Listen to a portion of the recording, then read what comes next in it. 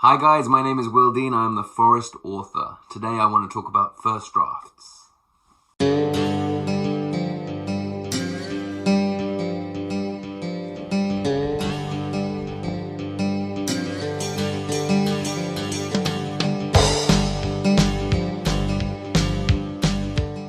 So the truth about first drafts. I finished a first draft a while back and it was quite a bruising experience. It was my fifth first draft, my fifth book, and I want to share some of my experiences and what I went through, and I want to do that before those memories go stale while they're still fresh in my head. I hope you're all well. I'm here in the Swedish forest. It's summertime. It's green, it's lush, it's hot, it's humid. But it never gets that hot or that humid in Sweden. There's always a nice breeze. But interestingly, because I live in this clearing at the center of this enormous moose forest, we don't get a lot of wind. So on the coast, which is like 45 minutes away, it can be an extremely windy, stormy day, the kind of day where it's difficult to go kayaking or difficult to swim or difficult to go out on a boat, even if it's really, really stormy. But then here in the forest, in the clearing, we just get like a nice light breeze because we're protected by so many thousands of trees. And I like that. It's never too stormy here. It's always pretty calm. The truth about first drafts. Okay, I will explain my process. I write first drafts in about 4 weeks. I explain this in lots of other videos, so go back through my videos and you'll find out my process of how I visualize my stories before I start writing a first draft. And then I write the first draft really, really fast. Then I put it away for about 2 months, and then I start rewriting it, and I rewrite and rewrite many, many times. I write between like 15 and 30 drafts of each book. But the first draft process for me, because I write 2 or 3 chapters per day, every single day for 4 weeks, is very intense. There are a lot of good things about my process. The fact that I get the entire story out in one go, in one quick exorcism.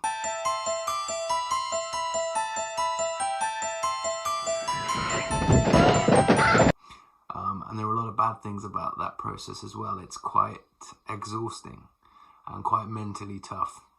So this time I was writing the 4th Tuva Moodysson book, which I will not reveal the title of yet.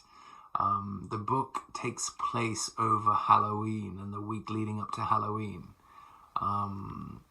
in the autumn time, kind of during the elk hunt. So roughly the same time of year as Dark Pines, the first book in the series. And I started writing this first draft. I knew what the story was about. I was familiar with the new characters. I visualized the entire story. I knew the ending. I started writing and it was hard. I was getting buzzed off certain scenes and certain aspects of the book. I was really enjoying getting to know a couple of the new characters, who were very eccentric and very odd and very, very interesting to dig deeper and find out where their eccentricities come from. But I had a crisis of confidence. This was about 10 days, 2 weeks in. So I'd written practically half the book and it was harder than usual. It was more exhausting than usual. I was getting the words down, but it was tough. I was getting a buzz sometimes, but not enough. And I reached out to some author friends. I was like, this is going to be terrible. This is a disaster. I'm having a really hard time with this first draft. And they all were like, just keep going, keep going. And a friend of mine, Steve Kavanagh, who wrote 13 and Twisted and the Eddie Flynn novels, he said 3 words to me. He said, get stuck in. And actually, that's what I needed to hear.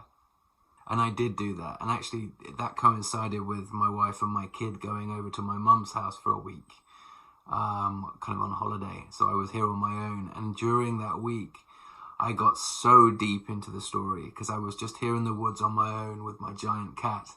It was a very selfish time. I could just think about the book. I could just think about my characters. I could stay in the mind of Tuva the entire time. And I went a bit bananas. Like, I think I got quite weird. But I got deeper into the story and it was a much more thrilling, exciting experience for me writing it. I got deeper into the whole thing. It was much more immersive. But I did get, like, my sleep was disrupted a little bit. One very odd thing was I started to get obsessed with the song Tiny Dancer by Elton John. Hold me closer, tiny dancer. Count the headlights on the highway. I have no idea why. This is like not a song that I listen to normally. I started playing this song multiple times a day, and like 5 or 6 times in a row before I went to sleep. I have no idea still why I did this, but I was just in a very strange state of mind. I was in this first draft immersive zombie state. But when my wife came back, she could tell I was a lot more upbeat. I was enjoying the story. I was getting very deep into this Halloween-y world. In this small town in Sweden. And I was enjoying it. I was having fun again. I got through that pain barrier. And that last week, writing the climax of the novel, the finale, was really, really fun. And so when I finished it, I'm happy with what I've done. It's going to take many, many rewrites, but it always does, every single time. Months and months and months of work. That's fine. I'm down with that. I'm okay with that. But I'm just glad it all came out, because I did have that crisis of confidence 2 weeks in where I was like, I'm not sure this is going to be a book. Maybe I've screwed this up. Maybe this one won't work. But I went through that kind of almost like that pain barrier, and I got to the point where I was enjoying it again, and it came out fine. But it is a bruising experience, and it took me a week to get over that. I was absolutely mentally exhausted, holding up, and that's what it feels like when I'm writing. I feel like I'm supporting the entire world that I've created. The themes, the atmosphere, the new characters, the story, the plot. It feels like I'm holding it all up myself, and that is exhausting, holding that up. And then after a month, you get to put it down. The book's out of you in a fairly rough form, but it's out of you. After that 2-week mark, I even found myself Googling things like how to write a book or, how to write a thriller. Like, I was questioning my ability to do anything. I was not enjoying it. I was in quite a dark place. I was worried. I was stressed. I was not enjoying it. I was anxious. I had those moments of being buzzed, but it wasn't like it normally is when I write a first draft, where I'm carried through with the momentum and with the pleasure of spending time in a new fictional place with new fictional people. So I had to get through that pain barrier. And then the last half, I was really motoring again and really enjoying it. I'm really excited. Like, I would go to bed kind of dreaming about the next scenes, the next day, the next chapters. And that fictional town, that fictional place that I can't really talk about right now, the fictional people, the storyline, the creepiness, the emotional themes running through that book really got me excited again. And thank God, I finished it on a high, and I'm really happy with it now. And I'm looking forward to that first read through, which I will probably do very, very soon. And then I'll have 6 months of rewrites ahead of me. But I wanted to say, if you're writing a first draft and you're worried that it's not going to be good enough, or you're scared, or you're losing confidence, keep on going. Double down. Dedicate more time to it. Go for a walk. Clear your head. Take a day off if you need one. Literally do whatever it takes to carry on. When you finish the book, that might have been a tough process, finishing that first draft, but then you've got it there. You can put it away and you can come back to it, and you've got something to work on with a more cold, distant kind of disposition. So get through to the end of it. That's the most important thing. Keep working. Hold on to that little tiny bit of confidence that you've got left, and get through to the end. And the other thing is, like, writing scenes or writing passages that scare you, that challenge you as a writer, can be a really good thing. I think that's when your writing can come alive, and that's when you can move on with your craft.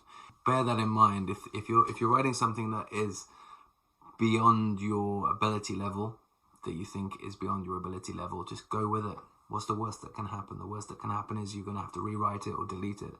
It's not the end of the world. This is a private thing between you and the manuscript at this stage.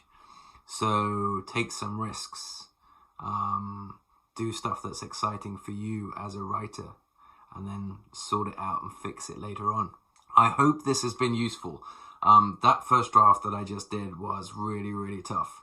But I'm a better writer for having finished it, so I'm glad I did.